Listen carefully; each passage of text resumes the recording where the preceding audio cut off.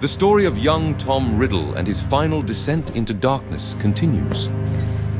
We will uncover how he collected new Horcruxes, tearing his soul apart, fragment by fragment.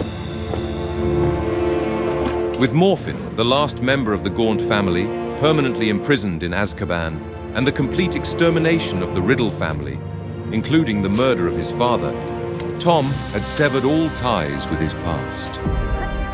A new creature had emerged, a dark being. Tom Marvolo Riddle was dead forever. Lord Voldemort had just arisen.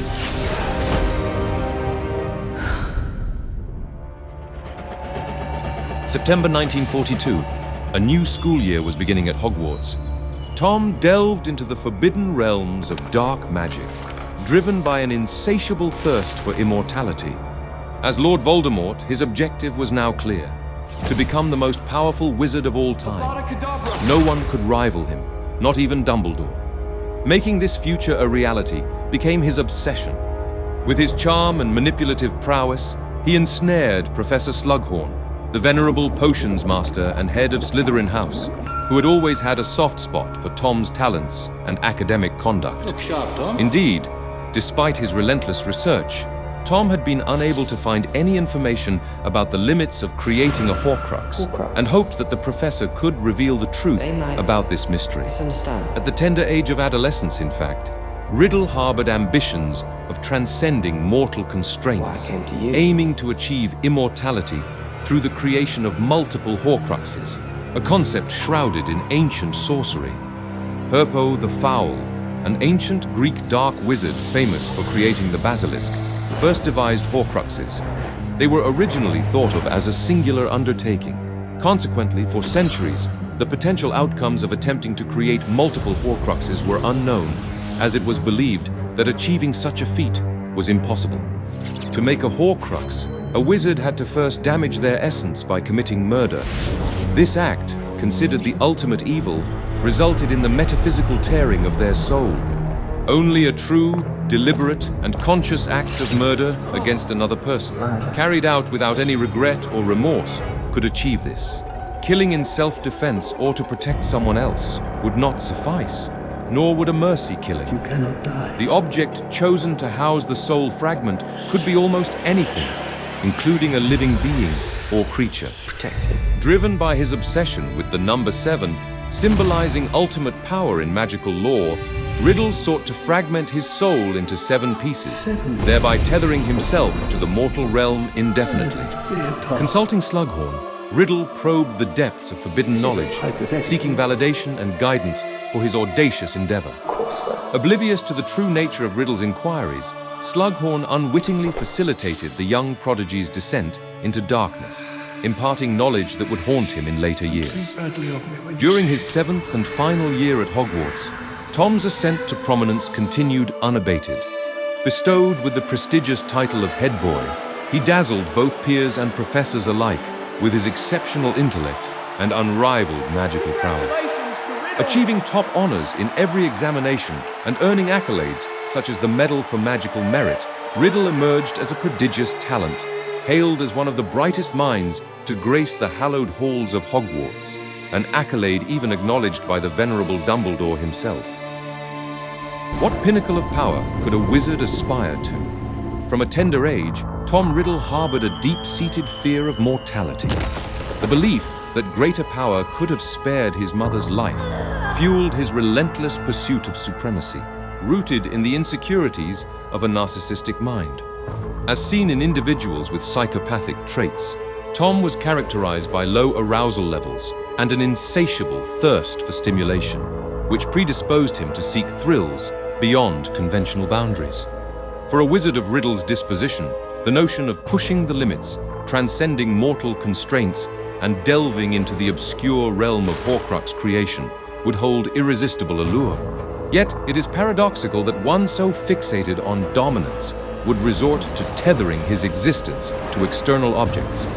entrusting his fate to loyal followers or concealing fragments of his soul in significant locations underscores Riddle's arrogance and overconfidence.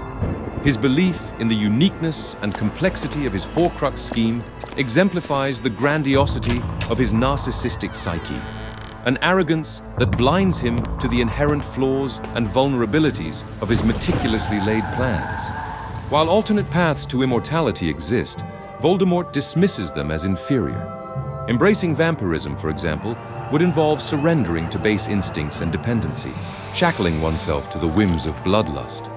Similarly, reliance on the Philosopher's Stone would offer only fleeting respite, a mere postponement of the inevitable. For Voldemort, true immortality lies not in evasion, but in eternal legacy, a testament to his unparalleled cunning and ambition. Following his graduation from Hogwarts, Riddle wasted no time in pursuing his ambitions beyond the hallowed halls of the school. Approaching Headmaster Dippet, he sought employment as the Defense Against the Dark Arts professor, Good morning, sir. driven by motives he kept close to his chest. Hogwarts held a special place in Tom's heart, envisioning it as his true home and aspiring to wield influence over future generations by recruiting them into his clandestine cause. However, Dippet deemed him too young for the role and advised him to reconsider in the future. Being recruited as a teacher at Hogwarts would have been crucial for fulfilling his plan to collect the Hogwarts founders' relics, which he intended to use to house 4 of his future Horcruxes. The choice of these objects was not based on their power, but on the fact that they represented Hogwarts School of Witchcraft and Wizardry, the one place Tom held sentimental value for, the only place he still felt he could call home. Before permanently leaving the castle, Riddle cunningly coerced Helena Ravenclaw, the spectral daughter of Rowena and house ghost of Ravenclaw, into revealing the location of her mother's elusive diadem. I'll tell you where it is. Venturing to a remote forest in Albania, Tom mercilessly took the life of a peasant en route to reclaiming the diadem, within which he concealed a fragment of his own soul, marking the creation of his 3rd Horcrux. Upon his return to Britain, Riddle garnered attention from various quarters, including offers of prestigious positions within the Ministry of Magic. However, much to the surprise and disappointment of many, he chose to join the sinister shop, Borgin and Burke's, in Knockturn Alley. A decision that raised eyebrows within the wizarding community, which had expected the young Riddle to pursue a more virtuous career. Tasked with the art of persuasion, Tom employed his considerable charm to convince witches and wizards to part with their treasured magical artifacts, showcasing a skill that would prove crucial in his search for the relics of the 4 founders of Hogwarts. You've made the right decision, sir. Ah, there you are, my beloved viewers. Fear not, I'll be quicker than a golden snitch. First of all, I want to thank you all for being here for this episode of the Spellbook Chronicles. And if you think Quentin Pentigran is charming enough to deserve your generous support, you might consider leaving a like. And I highly recommend subscribing to the channel and clicking the bell icon to make sure you don't miss a single episode. Oh, but if you are wizards and witches truly hungry for knowledge, you might consider joining the channel for just a couple of galleons. Every month, you will be guaranteed priority access to all new videos on the channel. Plus, you will be rewarded every month with new exclusive special content just for you. So, what are you waiting for? During his tenure at Borgin and Burke's, Tom Riddle cultivated a relationship with Hepzibah Smith, Hello, Tom. an affluent elderly woman who delighted in boasting about her rare artifacts. Not so fast. Between 1955 and 1961, Hepzibah revealed to Riddle her most prized possession, keep a secret, the Tom? cup of Helga Hufflepuff, of which she was a descendant. But that was not all. The woman also guarded a second relic, Wait for me here. an item she had purchased from Borgin and Burke's many years earlier, and perhaps the one Tom desired above all others, Slytherin's mark. the locket of his ancestor, Salazar Slytherin, once belonging to his mother, Merope. Driven by insatiable ambition, Riddle created a rare poison to take Hepzibah's life and seize the coveted relics from her possession. With methodical precision, he manipulated the circumstances to cast suspicion on the witch's aging house elf, Hokey implanting false memories to obscure his own culpability. The death of Mrs. Smith was exploited by the Dark Wizard to create a new Horcrux within the Hufflepuff's cup. As for Slytherin's locket, the details are less clear. Some sources theorize that Voldemort may have killed a Muggle tramp, but As Albus Dumbledore speculated, Riddle was reserving the creation of his Horcruxes for significant murders. Unfortunately, the role of this individual in Voldemort's life remains unknown to this day. Having secured the locket and cup, Riddle relinquished his post at Borgin and Burke's, vanishing into the shadows with his ill-gotten gains. During his disappearance, Riddle delved deeper into the forbidden arts, traveling to distant lands and forming dark alliances.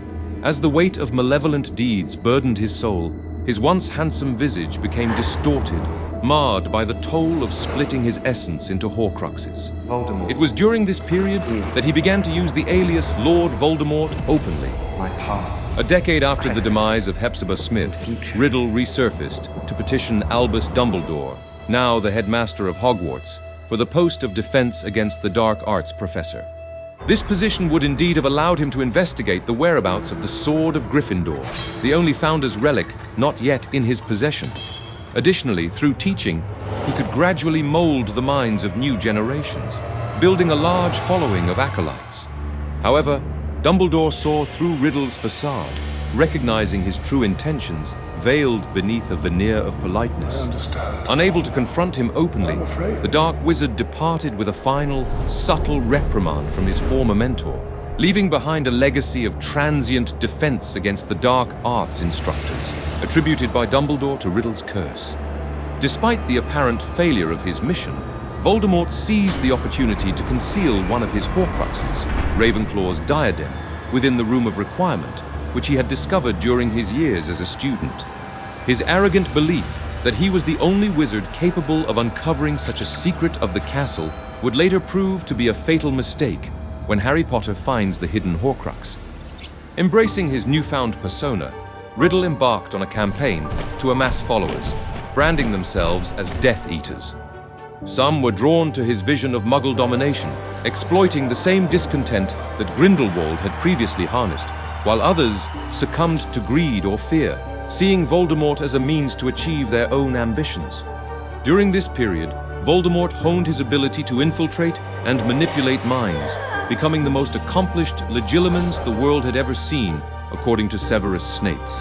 Reveling in the torment he inflicted upon his victims, he derived sadistic pleasure from crafting visions of anguish, ensuring their utter submission before delivering the final, fatal blow.